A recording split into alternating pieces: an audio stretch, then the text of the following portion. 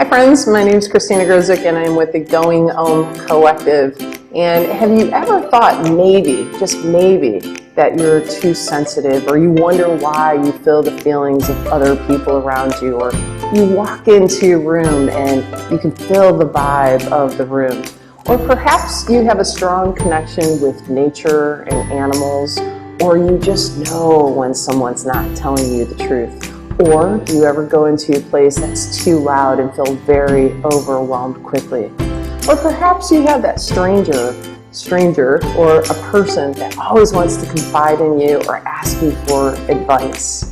So if this is the case, if you're saying yes, yes, yes, yes to some of these questions, you may be an empath. You may be an empath. So we are going to explore that today. And with me to talk about the Empath Survival Guide, I've got clinical counselor Mike Urbancic with us. And not only is he a clinical counselor, he wears so many different hats. He's so talented in so many different ways.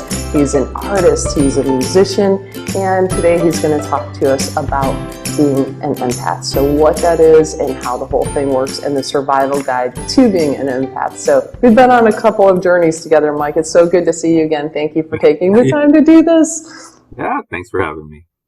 Awesome. So do you want to tell us a little bit about how we can survive if we're an empath? What does that look like? What is an empath? So I will turn it on over to you and we can start this journey if that's okay. Absolutely great. Yeah. In fact, I'm going to start by pulling up some slides. So I made a bunch of slides here that are going to help talk us through these things, sort of bullet points. And what we'll do is go back and forth between face to face and see if we can't give you sort of a nice varied experience of learning this. So I've also filled these slides with my artwork to try to give, I want to kind of invite you in and give you an experience. So you'll see a lot of that in there as we go along. Okay, so getting started.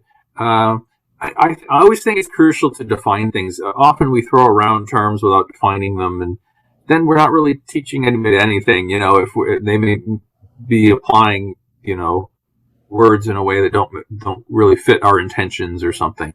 So there are three words here that are very similar and related, and so it's good to start there just so that we have that grounding. So the first is empathy. So empathy is literally feeling the emotions of the other person or what they feel. And that is an important function in being human. So it's different from sympathy, which is where you feel sorry for somebody. This is feeling what they're going through. You see somebody having a sad moment, and you feel sad with them. That's empathy.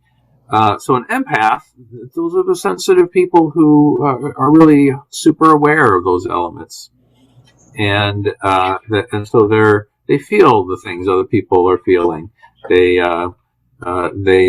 tend to really connect on that level with others. There's a theory Harold Gardner came up with that is called multiple intelligences, meaning that we all have different strengths and weaknesses. So intelligence isn't this one thing, like I've got this much and you've got this much. That's actually not how intelligence works, but rather that we can have, kinetic intelligence, which is, being able to fix and build and handle things. And there's emotional intelligence, or all these different things. And there, in each type, we might be good or bad, so we're all sort of our own mixture of good and bad in these different dimensions. So one of them is emotional intelligence, and it's our ability to understand how we feel, to be able to give words to it and describe it and honor it, but also to be aware of how other people feel. So that's emotional intelligence.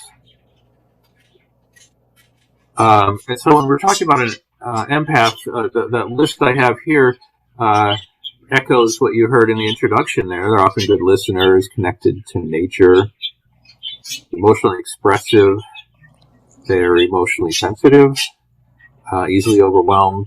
They often are a peacemaker when they see conflict between people. They can't just say, well, good luck with that. They tend to feel troubled by it or try to help. Because of this, people often drain them. For example, if most people, if they go to a party, and they talk and they have fun. Well, an empath goes to a party and they're going, well, that guy's really quiet. I wonder if he's okay. I'm going to check on him. Or how do we keep this conversation going? Is there something entertaining I can do here? They take this huge responsibility for how people feel and how things are going. And because of that, that's exhausting. An empath often will go to a party and leave exhausted and maybe even troubled by, did I do well enough? Whereas other people just go to a party and have fun. So it's draining. And because of that, there's a need for alone time. And, because anytime you're around people, you're taking on this additional set of tasks of trying to maintain their emotions and have a meaningful connection, or trying to be entertaining, things like that. So that is overwhelming and tiring. So the person will often want to be alone a lot of the time. So moving to our next one. So why does empathy even exist? A big part of it is biological survival. So the example I often give here is, if you take an individual and you drop them in the wilderness, miles from civilization, their odds of survival are very poor. That person will only survive a day or two often. And that's why there are all those desperate searches when somebody disappears on some hiking trail or something, because you have not much time to save that person in many cases. However, if you drop a group of people in the middle of nowhere, their odds of survival are much better, because they can each break things into different tasks and roles and responsibilities and get through the difficult thing. Like, you guys build a shelter and I'll watch the kids, and we need somebody to see if they can find berries or something we can eat. So in that, you're more likely to survive. And the connecting point is empathy, being able to care and be part of something. It creates community. So the difference between a group of people and community is empathy. So a group of people would just be a bunch of people existing in the same space and taking whatever they want and ignoring everybody else's needs. That's what just a group of people would do. But that's not what happens. People form communities. They care for each other. They take care of each other in need. They're supportive and receive support. That's a community. And it's so powerful and so big that, for example, I guarantee if I went for a walk today, walking on the sidewalk, and I had a medical crisis and collapsed, I guarantee within seconds, even perfect strangers would run up and check on me and call call 911 or something. And that's a community. And so the connecting point in the community isn't people, but people connecting through empathy. It's also useful for social navigation, because when we interact with people, if we interact with them in ways that are non-threatening and supportive, we can connect. Whereas if you just talk to people like they're objects, there's a total failure to connect. And so a lot of the things we do, like, notice this about yourself. When you meet somebody, you'll often smile. People really, I think, notice that during the pandemic, where we're wearing masks and you can't tell if we're smiling. That smile is a way of saying, I'm not a threat to you. Or even, did you ever notice when you meet somebody and you'll laugh at things that aren't funny? And it's because there's a saying, laughter is the shortest distance between two people. So it's a type of empathy. It's saying, I'm not a threat and you're not a threat, and we're connecting. We have empathy for one another. So that's why. So a lot of the things we do are sort of the unwritten, unspoken rules of how to have empathy and create community.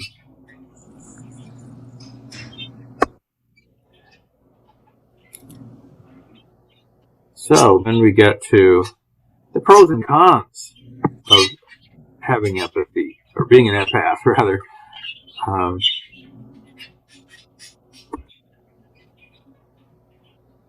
So the cons, the biggest thing is codependence. And again, I want to define that. We don't want to just toss words around without giving explanation. So codependence is that sense that you're not complete all by yourself, that you have to be completed by others. You have to either serve others all the time or be taken care of by others.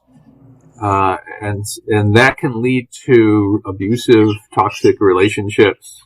It can lead to taking on more responsibility than we actually have the energy for. There are two types of, very broadly speaking, two types of codependence. One of them is where you're a fixer type. You want to fix and save and take care of everyone. People like that often do it to the point where they aren't able to meet their own needs. They're so busy taking care of everyone else, they have to shelve their own things, like cancel their doctor's appointment to go check on that friend they've been worried about. Not miss out on having lunch because a coworker wanted to talk to them during the break. That kind of thing. And that can lead to a lot of stress. So that's the one type, is the fixer type. The other is the person who wants to be saved or fixed a lot. They need acknowledgement and attention, and we'll talk a little about the origins of this when we get further in. So an example might be if, let me give you a real life example. I had a client who, she was raised in a really messed up, unfortunate situation with parents who weren't really capable of being parents, and she grew up with the fixer type of codependence. So she got a job running a whole nursing department in an emergency room, and but she wouldn't just assign her nurses tasks and let them do it. She would try to do a lot of their job for them, and work extra hours and come and go and be completely available to the workplace.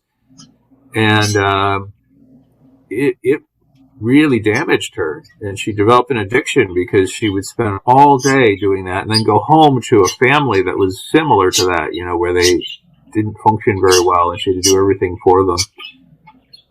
And so she developed heroin addiction because she needed some kind of shut-off switch.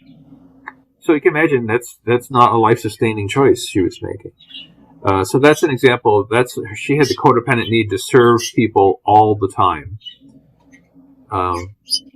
So those are the kind of things. So with being an empath, you can get caught in that kind of thing, and it leads to significant, profound stress over time.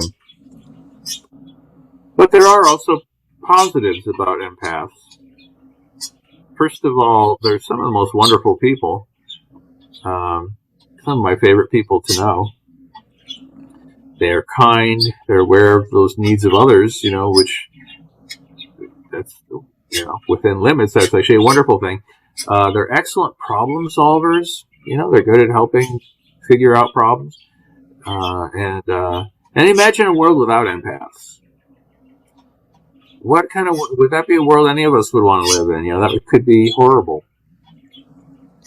So there's a lot that's wonderful about that.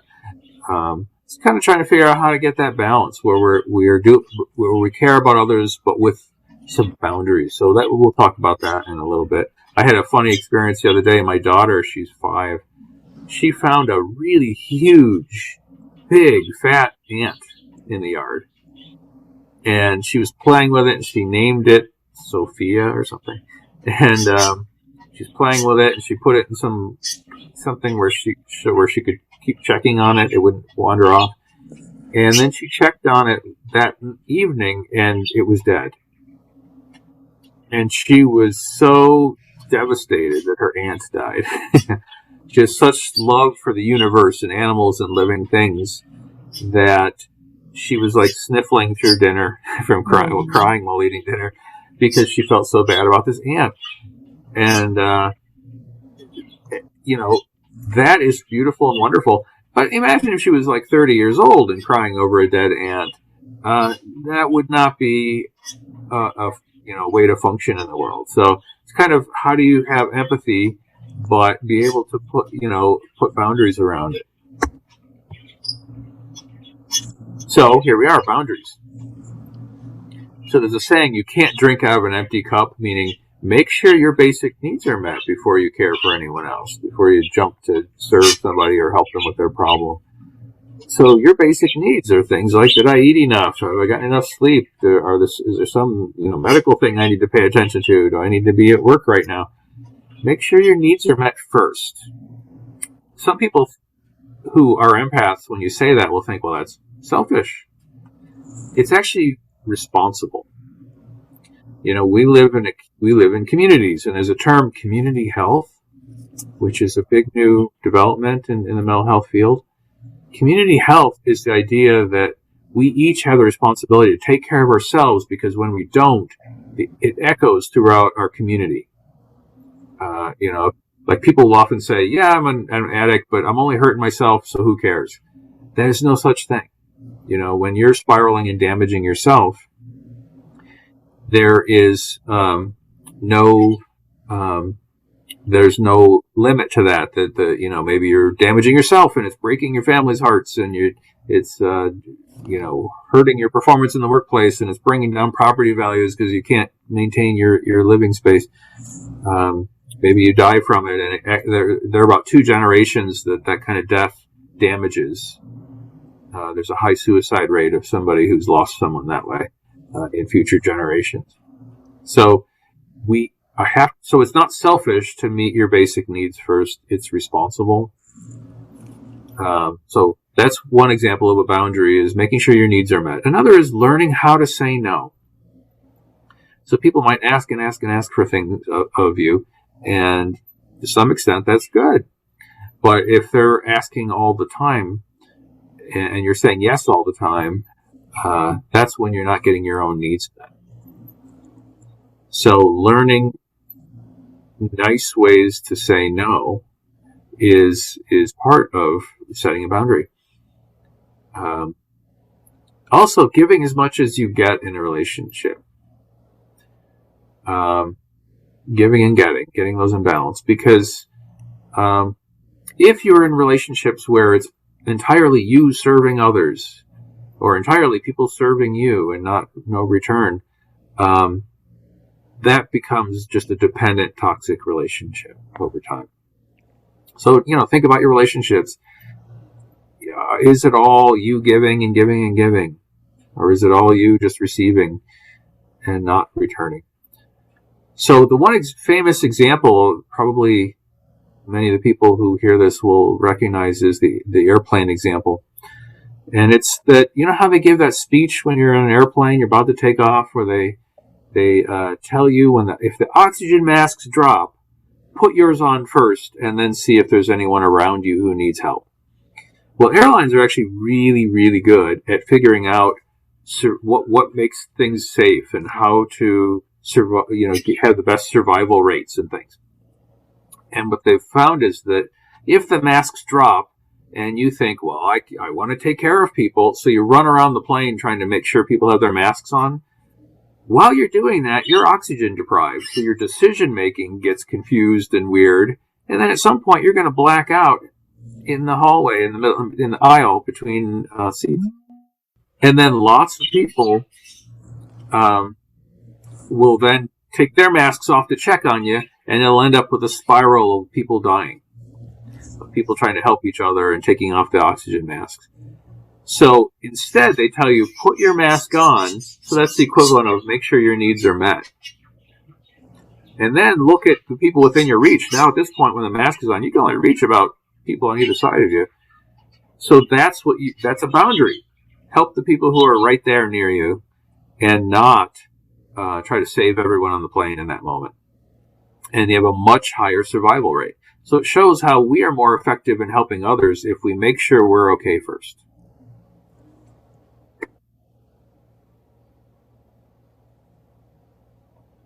Then there's how do we help others in ways where we don't make them dependent on us. So it's good to help people. That's what makes us a society and a community. But we want to do it in ways that lift people up instead of take away their power. So there's something called learned helplessness. And it's where a person learns not to function because they're constantly saved and helped by others to the point where they don't learn how to take care of themselves. And then even when solutions and options and resources become available to them, they don't pursue it because they've been taught, or they've taught themselves, that they're helpless. And so the solution is short-term and conditional help. Can we help somebody in a way where it gets them on their own feet so they can be in charge of their life? So if you don't do that, it creates something called conditioned avoidance, where, example, here's a mistake therapists often make. Imagine you have a really anxious client. They come to you to work on their anxiety. But they might tell you, hey, I'm really nervous sitting in that waiting room. Well, if you tell them, I'll tell you what, call me from the parking lot when you get here and I'll come out and get you. That seems like a solution. But what you're actually doing is teaching the person, you're right, you can't possibly sit in that waiting room. You cannot tolerate it. You won't survive it. So I will have to save you. That's what you're teaching them. And the more the person gets saved, in quotes really, saved, you're actually teaching them that they should just avoid anything that they feel stressed around. And what happens is that list of things they feel they can't possibly do grows and grows and grows until they can barely do anything. So they've been conditioned to avoid instead of hope. And so if you give somebody short-term and conditional help, then you're helping them only enough to get them in charge of their own lives again, and then they're on their own. That's a set of boundaries right there. How do you help, but just enough that it truly helps? So the homeless shelters are a good example of this. The ones, if they're run properly, a homeless shelter doesn't say, hey, if you're homeless, just live here for free. Just, hang out. You don't ever have to pay us. You don't ever have to leave. If you did that, you'd make people much worse. And you'd bankrupt your city because it would take so many resources to do that. So instead what they do is they have you meet with a social worker and assess what got you here, what happened, what went wrong, what skills, what resources, what do you need to get back on your feet? And then if the person follows the rules of the shelter, which is usually things like stay sober and, don't assault people and things, and if they are engaged in the services like getting counseling or going to AA, then they can stay. But even then, it's only for, a few months. And that's a good thing. It teaches people to address their issues and then go out in the world and thrive. And that's so different from teaching people, you can't possibly thrive. We'll just provide what you need.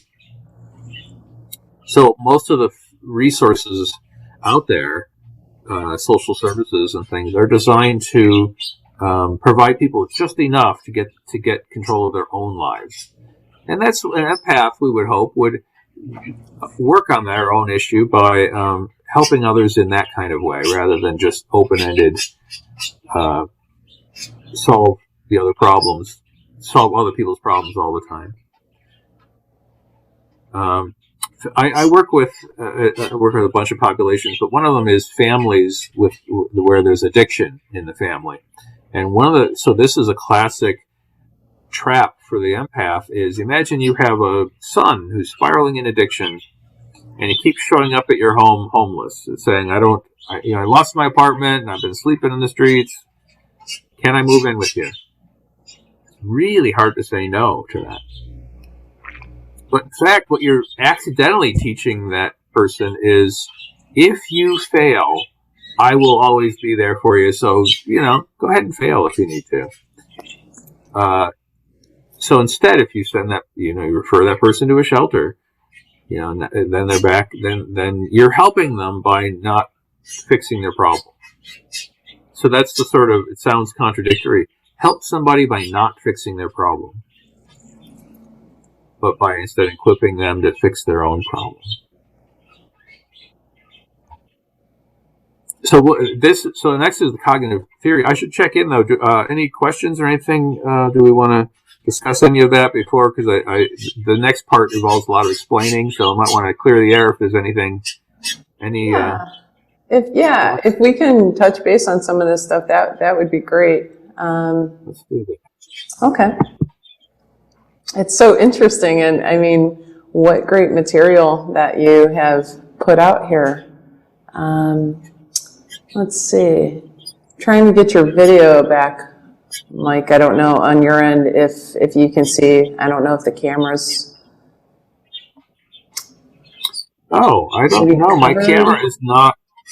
My camera is not shut off. I did stop share screen. Okay. But that knocked out my camera too. Yeah, I think when we started the share screen, all of a sudden it knocked out your video. So yeah, let's see. All right. Okay, it says to start my video. Okay. Does that work? No. Oh, there you are. Yay, it worked. That one did work, so great. We need your audio, though. I think when you started it, it might have knocked out your audio, so I just sent you an invite to start your audio, so it looks like that did it. So, okay. Okay. Good. Maybe I shouldn't toggle too much between the two then, between the slides and the face-to-face.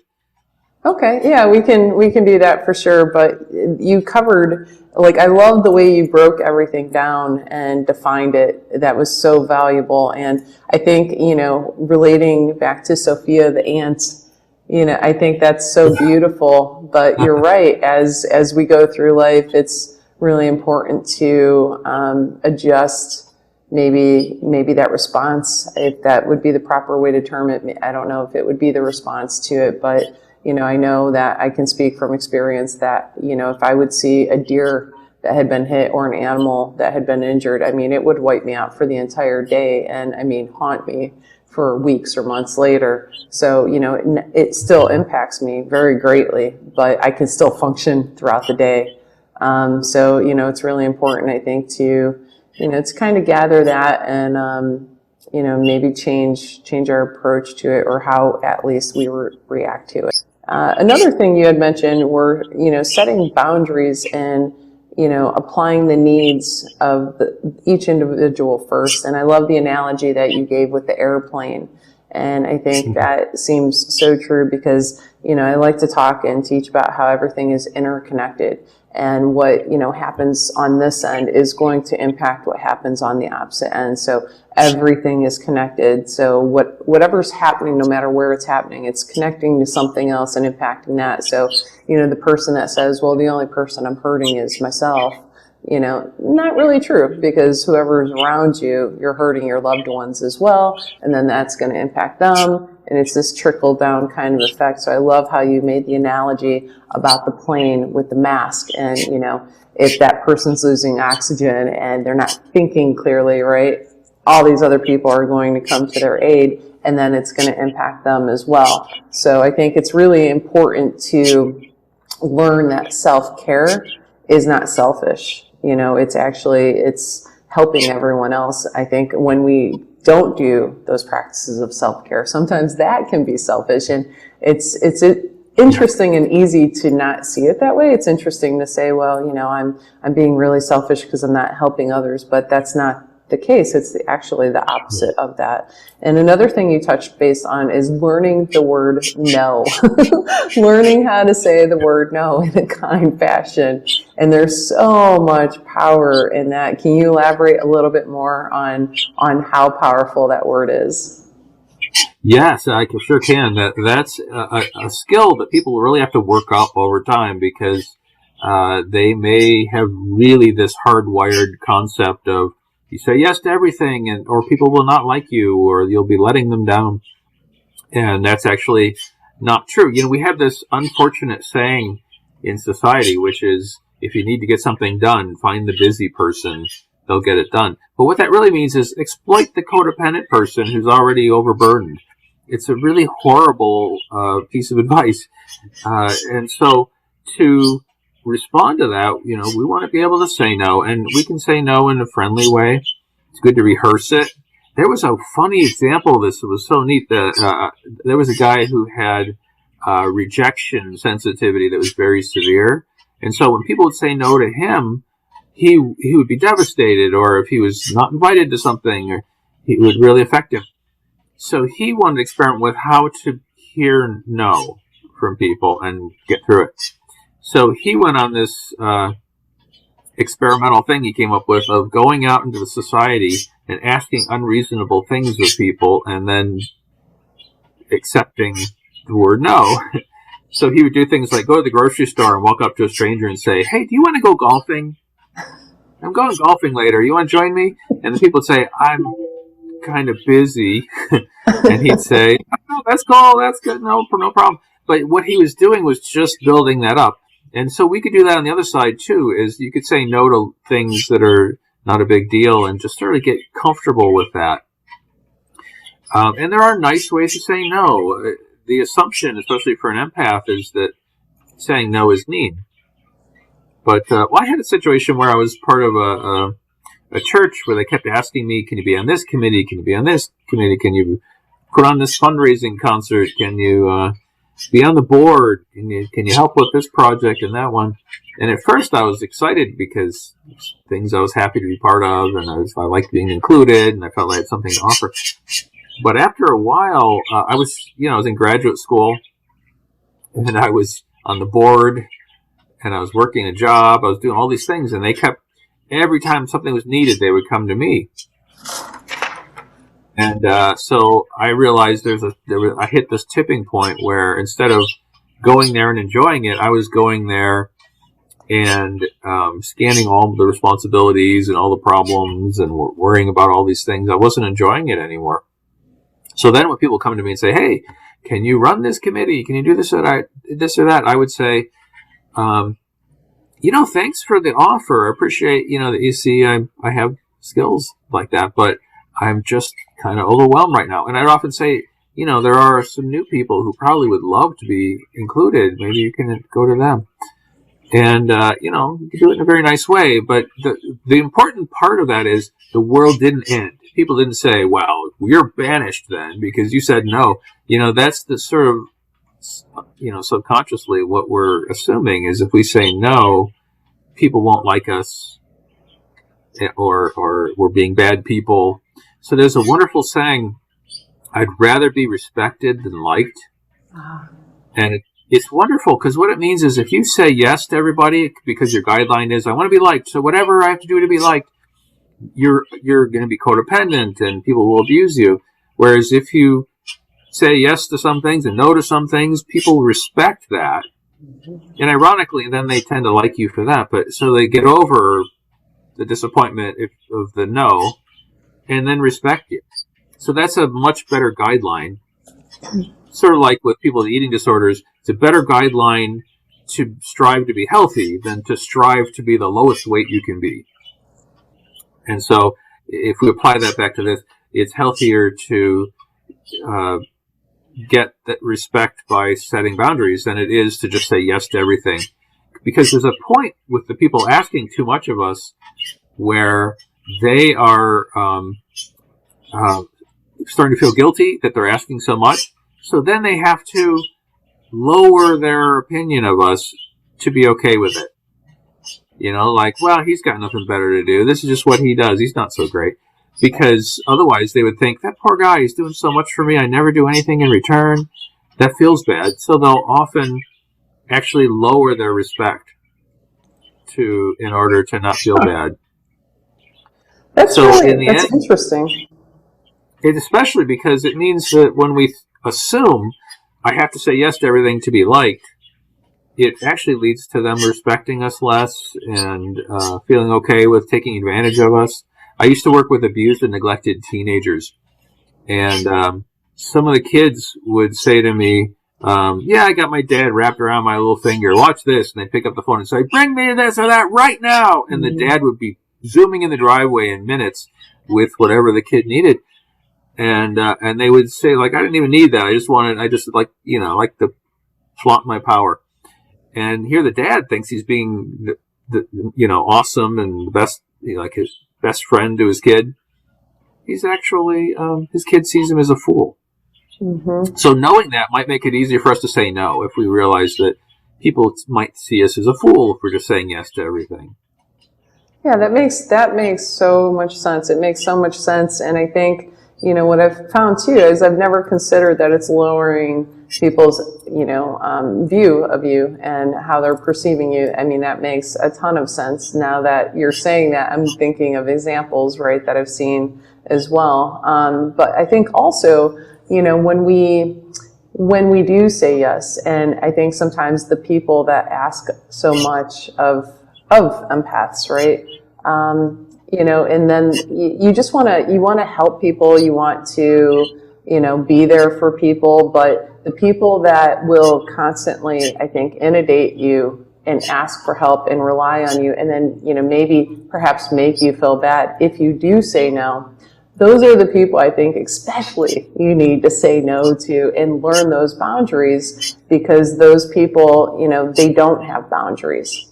And I think that, that toxic kind of characteristic of not having those boundaries and expecting so much of someone else, it's really important to recognize that. And I think, I know from my personal experience that when I recognized, it is okay to say no, because the people that are going to ask that much aren't respecting my boundaries, and they're not concerned, I think, about my personal well-being, because I think it's kind of like a battery, I think it's like you just drain yourself to the point that you really don't have much more to give, and then you need to recover from that, and in the meantime, you're feeding all of these other people this energy.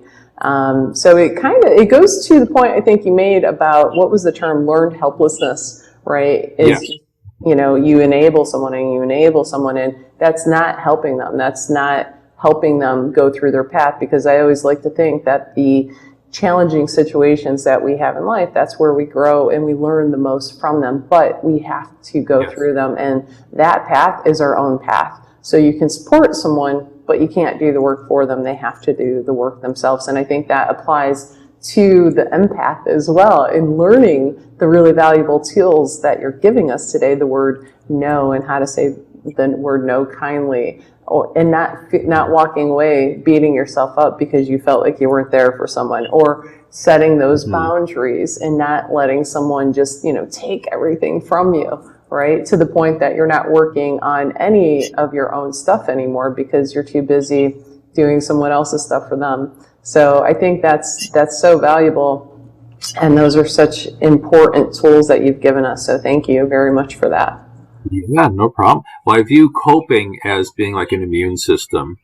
And if you think about how an immune system works, you have to expose yourself to all kinds of things in the environment in order for your immune system to learn how to cope with it. And so if you lived in a hermetically sealed bubble, you would never get sick. But your whole world would be this bubble, and if you left it, it would kill you because you don't have any immune system.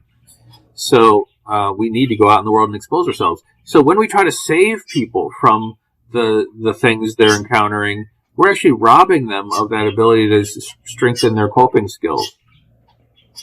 And, it might feel like kindness, but it's actually robbing somebody of their own functioning to do that. So it gets easier to say no when you think in those kind of terms.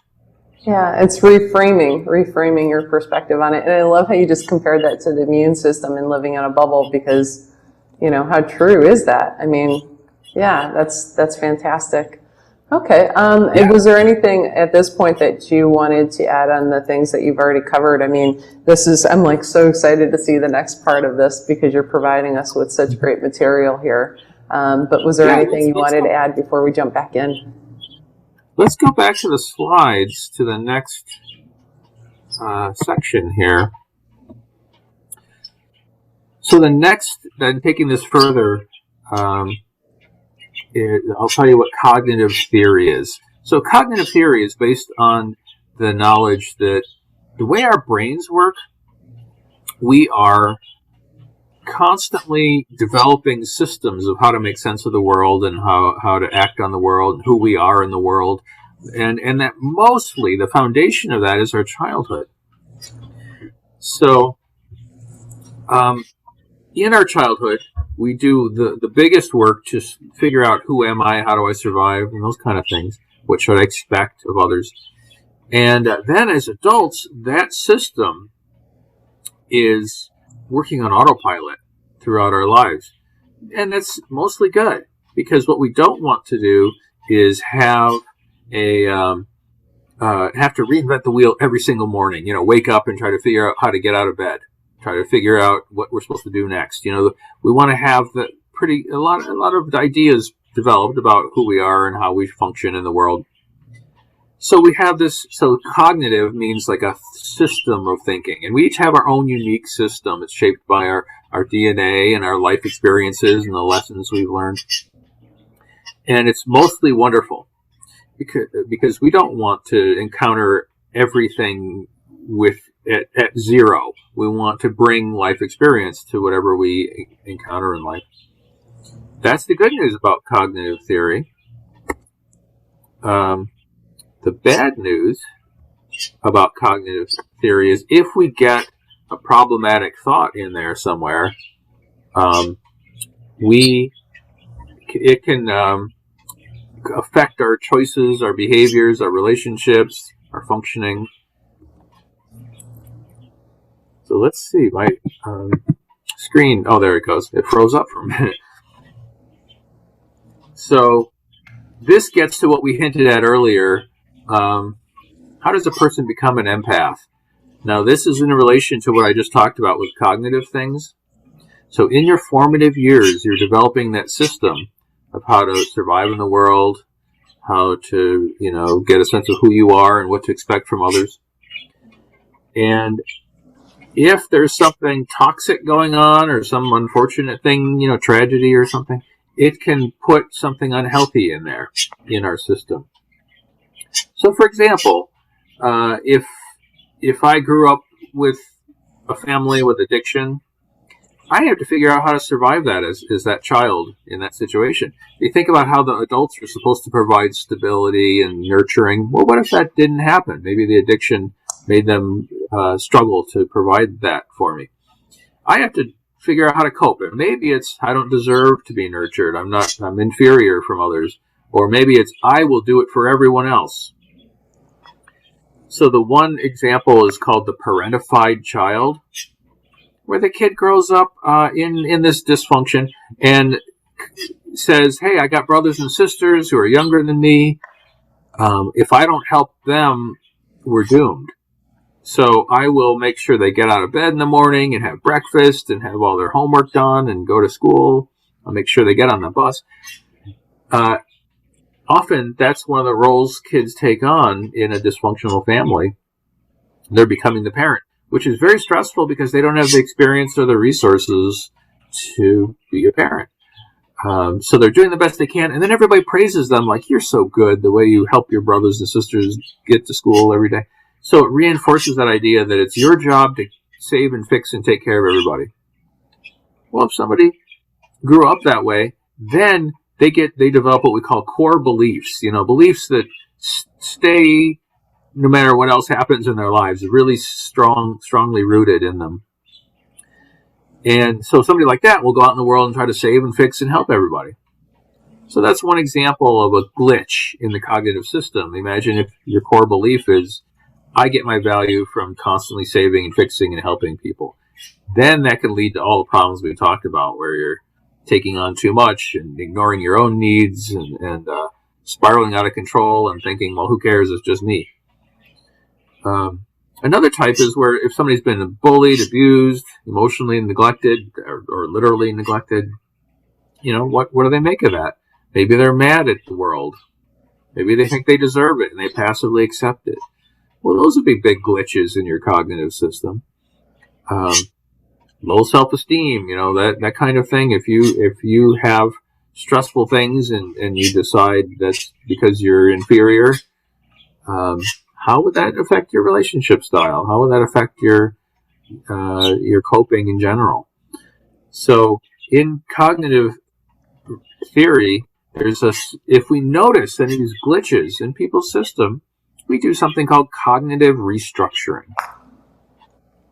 And that's where first we identify the problem cognitions, those glitches, those core beliefs that are causing dysfunction and stress and pain in our lives.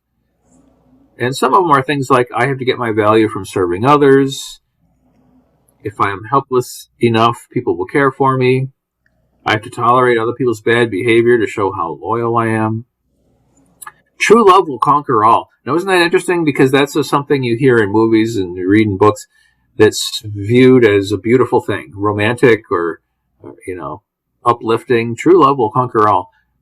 The problem with that kind of thinking is it means if I love somebody and they abuse me, I might think, well, that was awful, but, our love is worth this. If I love them, I should tolerate whatever they do. Or maybe they're spiraling into addiction and it's killing them, and instead of standing up to that, I just say, well, we're in love. What do you want? We're going to stay together. Instead of, saying, if this doesn't stop, I'm going to have to leave because I don't want to enable it. So true love will conquer all is actually one of the glitches there. If people need my help just to survive, they will never leave me. Oops, it's a typo. Never leave me, not ever. So that sense that we want to make people dependent on us so that we're not alone in the world. And what that does is it means you're surrounded by helpless people, by your own actions. You create a situation where you're surrounded by helpless people, which means you're responsible for everyone's functioning.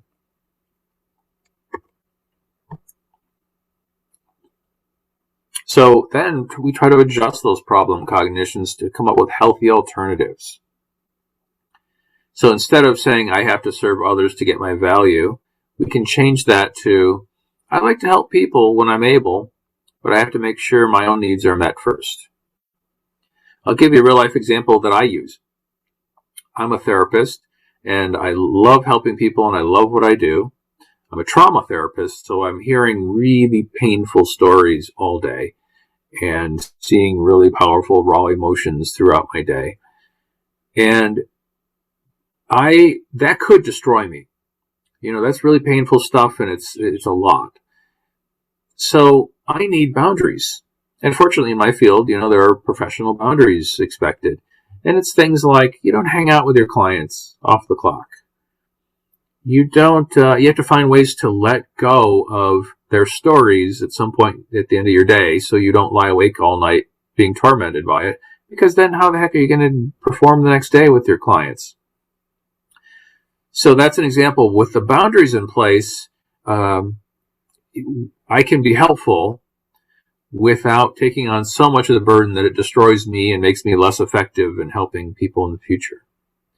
So that's an example. And volunteer work ideally is designed that way too, where you come in, you do the work, and then you go back to your life and try not to carry it with you.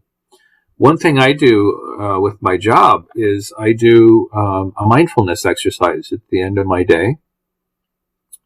So all day, hour after hour, I'm hearing these painful stories. Then I come home and I make dinner. But I don't just make dinner. I do things like, let's say I'm making a stir fry. I put the pan on the stovetop and I put some olive oil in. And you can look at that translucent kind of golden color of the oil, and then it gets in the pan, and it's got this distinctive scent. And then when you turn on the heat, it amplifies elements in that scent. And then maybe I get out a bell pepper out of the refrigerator. And, a bell pepper is amazing. If you shake it, you can feel those seeds in there. You can feel them sort of jiggling in there. And you feel the coldness and the condensation on the skin of the pepper. And then the color isn't one solid color like an illustration in a children's book. It's very subtle variations all over in different areas of that color. And then when you cut it open, there's this wet crunch as the blade goes through these cells, and these little speckles of moisture land on your hand when it cuts. and then it liberates more of the scent. And then you chop that up and you put it in that olive oil, and suddenly that amplifies that scent even more. And then the next ingredient. You just keep adding these things, and the reason it's called mindfulness is if you're that focused on these sensory things about the here and now, it crowds out any space in your mind for reliving upsetting stories or worrying about something that might happen in the future.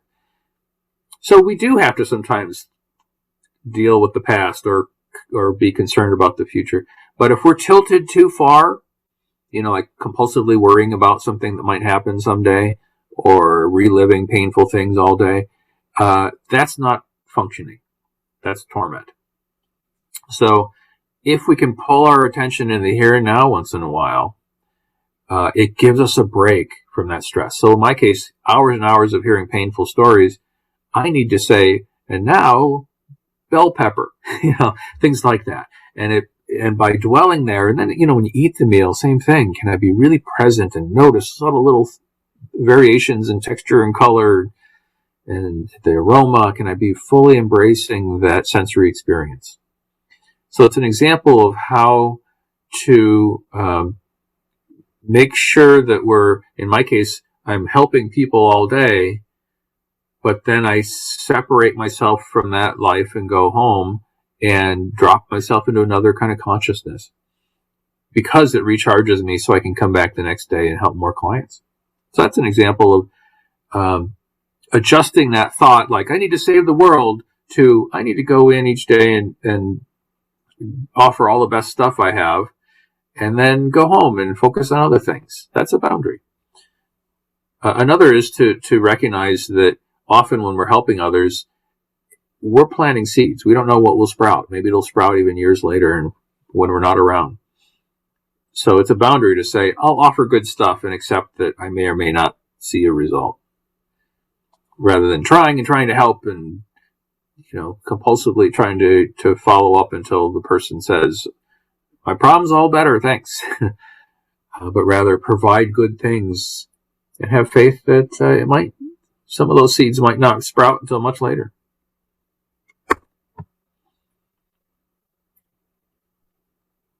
Then, changing gears a bit, cultivating compassion. So, of course, people who are empaths have a lot of compassion.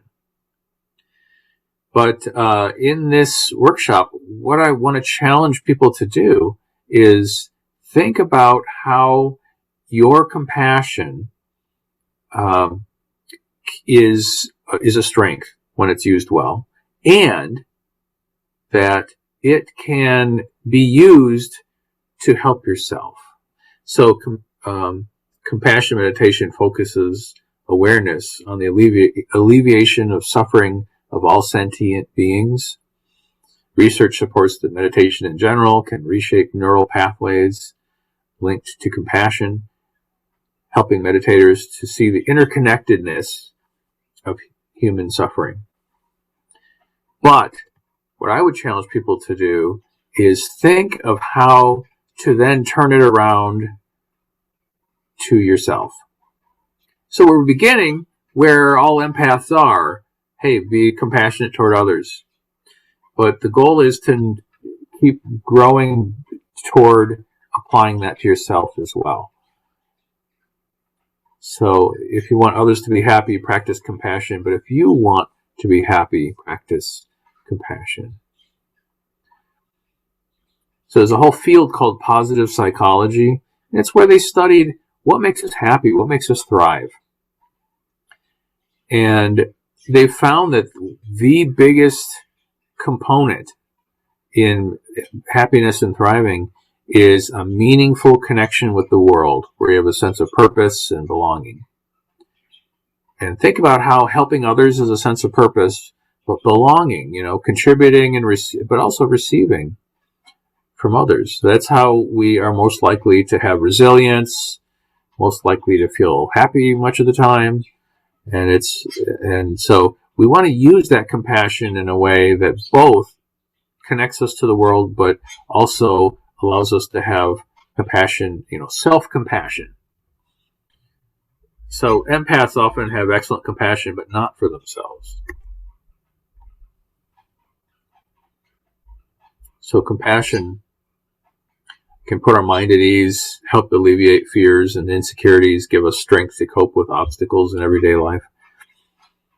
And it's often, an empath often is wondering if they're valid and lovable. And in fact, that's a struggle most people have, of wondering, am I loved? Am I okay? Am I a good person? And a lot of our behavior toward others is reassuring that in each other. So like I mentioned in the beginning about how we might smile at somebody when we meet them, it's a way of saying, you are okay, and I'm not a threat, and you're not a threat. It's reassuring that. And that's compassion does a lot of that. But we want to also make sure that you put it toward yourself as well. So the next thing we have is a video I've made that is part of something called a Tonglen Meditation. So the video actually explains what that is, and we'll talk you through one. And as I mentioned earlier, it kind of takes you on the journey from taking that wonderful compassion you already have and applying it in different places and through different layers of your human connection to the world, to the point where it loops back around to you.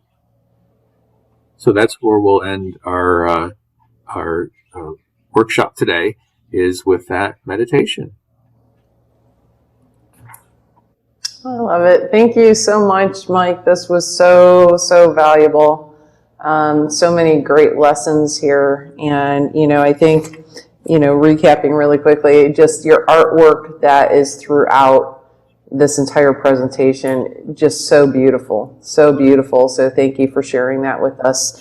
Thank you for sharing all of your knowledge and all of these great tips. I think when we talk about sound, and I'm teaching workshops on sound, I like to tell people that sound can either really harm us or it can help us. It all depends on the way it's used. And I think the same applies to these qualities of an empath. They can really harm the empath, or they can really help them depending on how they frame them and how they're being used from the empath. So, I think you talked a lot about balance. You talked about using the present moment, staying in presence and letting things go, right? Just, let it go. And I loved your analogy with the pepper as a mindfulness practice. What a cool journey that was, just to formulate how you're using that pepper in a multi-sensory way to practice mindfulness. Because you're right, when you are with the pepper and you're seeing and you're tasting and you're smelling the pepper and feeling it, and you can practice presence in that way. It's such a cool tool that everyone can do at home. Those little things, or what we call little things throughout the day, can make all the difference in honing our skills, right? And practicing. Setting boundaries, and I know we talked about the word no. I think that was really great too. And then doing the best you can, you kind of mentioned that, is, putting forth what you can and then just walking away. You may never know the outcome of it, but know that you've put it out there in the world, and you may not see that seed flourish into this beautiful thing later on, but it may, and it may not, but just walking away from that. So thank you for everything that you shared with us today. And I love this meditation that you've put together. Absolutely love it. And I love the work that you're doing. So you have a Bandcamp site. Do you want to tell people where they can find you? Yes, it's actually, if you go to Bandcamp and put my name in, there it is. It's lots and lots of my music there, and the music is based on a lot of it is based on something called a flow state, which is another thing like mindfulness. How do you create something that has a calmness but that keeps changing, so that you don't just zone out? So some of my recordings, like Samadhi, was done for yoga and meditation, and it's very calm and still, seemingly still, except it keeps changing and evolving. And it's using instruments from many different cultures and pulling them together. I worked with Margot Milsatich, who does Hindu chant. So we integrated all these elements from around the world with these chants. And it's just enough. It's the length of a yoga session. This recording. So that's the kind of a lot of what my music is putting together these puzzles of pulling in all these elements from around the world and finding a peaceful harmony to connect them. I love it. And I love your collection. I mean, you go in and it's like, what is this? What's that? You've got instruments from all over the place. It's so cool to see it. And the fact that you know how to play them, huge bonus. So yeah, thank you. Thank you for everything. So, Mike's name is included in the title here. We'll also include it in the body along with his Bandcamp site if you'd like to check that out. But I would highly encourage you to do it. And all you yogis, that may be your next soundtrack for your classes, right? And if you're not a yogi and you're just looking for a little relaxation, great way to do it. So Mike, thank you so much for sharing your time and all of your information with us today. Really valuable. And I know we have another workshop coming up, and I'm going to post that in the text here too. But with the empath often attracts and is kind of like a magnet for what we would call a narcissist. And I know you're going to talk about the relationship between those two and how to prevent it. So looking forward to that discussion as well. So thank you so much for everything. No problem. It's a pleasure. All right. I'll talk to you soon. Thank you everyone for joining us.